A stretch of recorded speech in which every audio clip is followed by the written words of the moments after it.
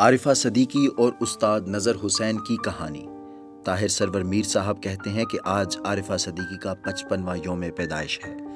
عارفہ صدیقی ایک پاکستانی اداکارہ ہیں جنہوں نے پاکستان ٹیلی ویژن انڈسٹری کے سنہری دور میں پی ٹی وی کے لیے کام کیا۔ عارفہ طلعت صدیقی کی بیٹی ہیں جنہوں نے پاکستان ریڈیو اور فلم انڈسٹری کے لیے کام کیا۔ عارفہ نے بہت چھوٹی عمر میں اداکاری شروع کر دی تھی۔ وہ پاکستان کے مختلف ٹی وی سیریل میں نظر آئیں۔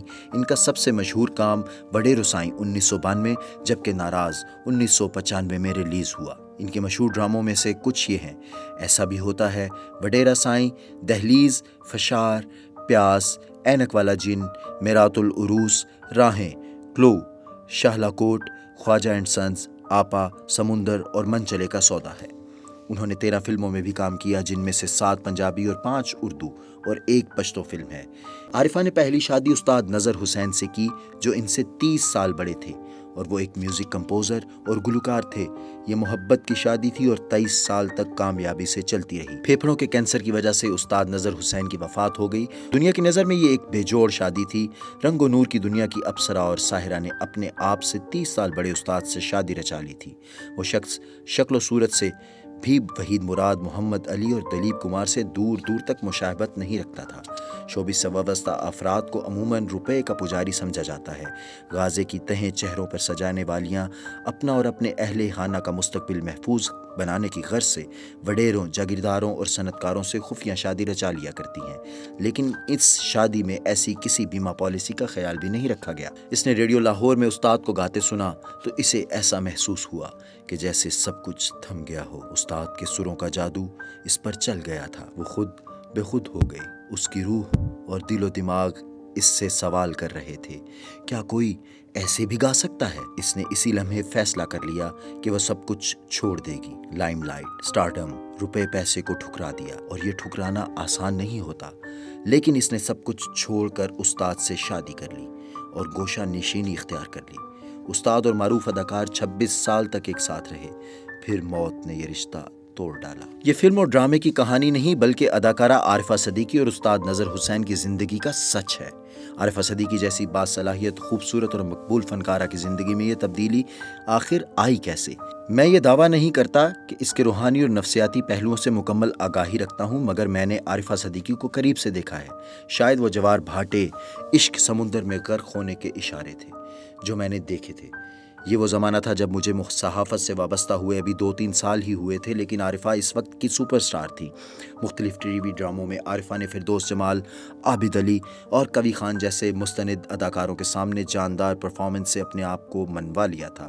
میرا جگری دوست ببو برال اور برادرم سہیل احمد اس وقت تک اسٹار نہیں بنے تھے، مگر دونوں عارفہ کے بہت قریب تھے۔ ببو برال تو عارفہ کے عشق میں بری طرح مبتلا تھا۔ میں نے کئی مرتبہ ببو برال سے کہا، لگتا ہے یہ لو سٹوری ون وے ہے۔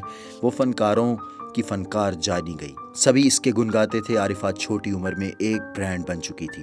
مہوش حیات، صبا قمر اور مائرہ خان میں کوئی بھی ایسی نہیں جسے آج کی عارفہ صدیقی قرار دیا جا سکے۔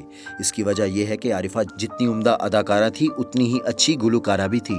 عارفہ نے اپنے چند سال کے کیریئر میں ٹی وی اور تھیٹر کے ساتھ ساتھ فلم کی بڑی سکرین پر بھی کامیابیاں سمیٹیں، اور پھر استاد نذر سے شادی کر کے اپنی چکا چوند زندگی سے کنارہ کشی اختیار کر لی۔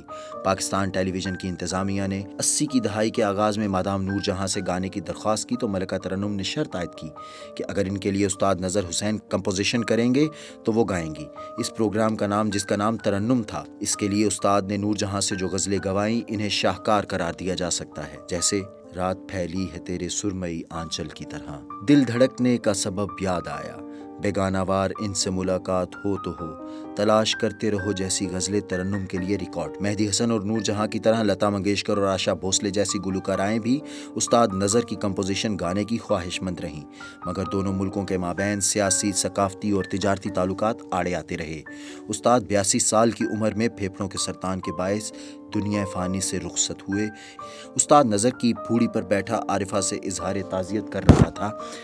وہ کالے کپڑے میں ملبوس تھی۔ دکھ اور کرب تو اس کے نقوش کا حصہ بن گئے تھے، لیکن آنکھوں کے آنسو خشک نہیں ہوئے تھے۔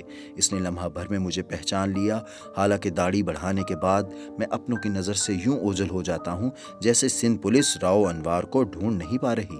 عارفہ استاد نذر کے رنگ میں رنگی گئی ہے۔ دونوں میڈیا سے بیزار رہے۔ اس نے مجھ سے پوچھا کہ آپ لاہور میں ہو؟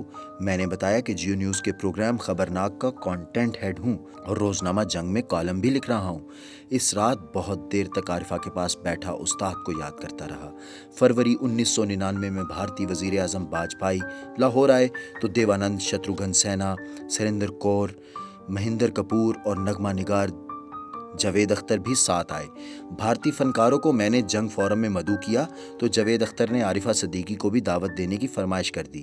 وہ فورم میں آئیں تو جاوید اختر نے مجھ سے کہا کہ اگر میں عارفہ اور استاد سے ایک میوزک البم کی ڈیل کرا دوں تو یہ دونوں ملکوں کے مابین ٹریک ٹو ڈپلومیسی کی بابت ایک اہم قدم ہوگا۔ جاوید اختر نے اس کام کے لیے مجھے 5 لاکھ روپے کی پیشکش بھی کی تھی، لیکن یہ بیل منڈے نہ چڑھ سکی۔ عارفہ نے جس وقت استاد سے شادی کی وہ اپنے کیریئر کا بوم انجوائے کر رہی تھی۔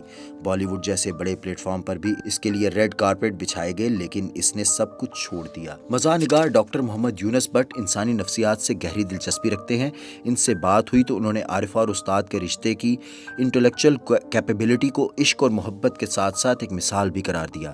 عارفہ اور استاد کے رشتے کو اگر سائنسی علم کا عنوان نہ دیا جا سکے تو اسے گوتم سدھارتھ اور سلطنت مگدھ کی داستان سے بھی سمجھنا چاہیے۔ عارفہ صدیقی نے بڑھاپے میں اپنے سے آدھی عمر کے لڑکے سے شادی کر کے مثال قائم کر دی۔ یاد رہے کہ عارفہ صدیقی نے جب اپنی پہلی شادی استاد نذر حسین سے کی تو استاد نذر حسین ان سے 30 سال بڑے تھے، اور جب استاد نذر حسین کے بعد عارفہ نے دوسری شادی کی تو ان کے شوہر ان سے 30 سال چھوٹے ہیں۔